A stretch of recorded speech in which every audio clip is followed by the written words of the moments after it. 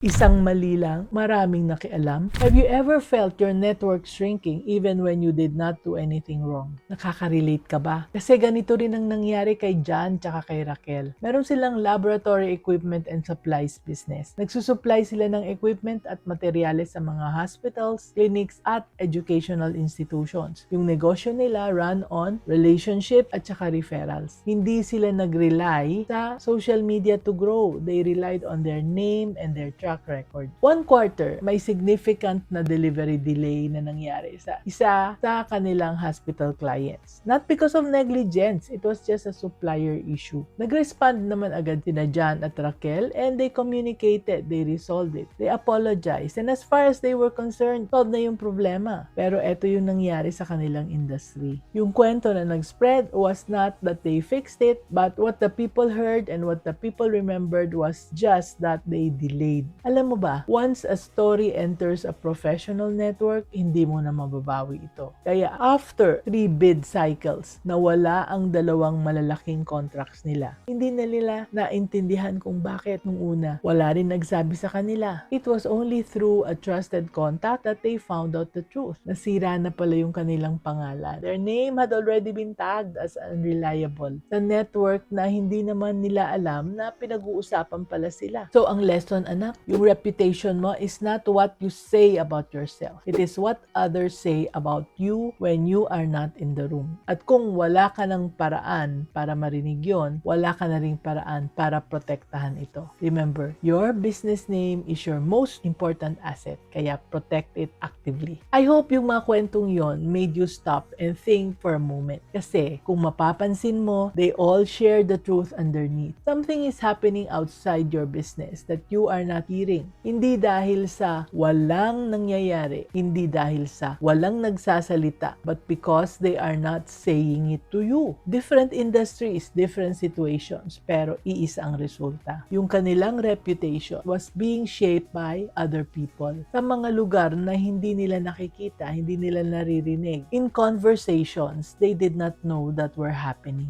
That is what a reputation problem looks like. Hindi ito laging maingay. Hindi ito nag-a-announce ng sarili nila. It grows quietly until the damage is already too big to ignore. Hindi madaling hanapin ang mga katotohanan yun, anak. But it is even harder to fix when you find out too late. Kung ikaw ay isang business owner na 3 taon na or more sa negosyo and you feel like something is off but you cannot quite name it, that is exactly the right time to ask for guidance. Kaya book a free clarity call with my team. The link is in the comment section. And this is for business owners who are serious about getting clear on what is really happening in their business and who want to grow their business or scale it. Remember, let's always be business-minded, Pinoy. Grow your business, Pinoy. Have you been running your business for years but feel like you're going around in circles? Anak, parang stuck ka, scattered, and you're not quite sure where the next right step is and what it is. So Grow Your Business, Pinoy is a book that gives you a clear step-by-step growth roadmap. It's practical, proven, and built for the realities of running a business in the Philippines. Wala nang guessing, wala nang doing everything and going nowhere. Just a clear path forward. Finally, get your copy now, anak. The link is in the comment section.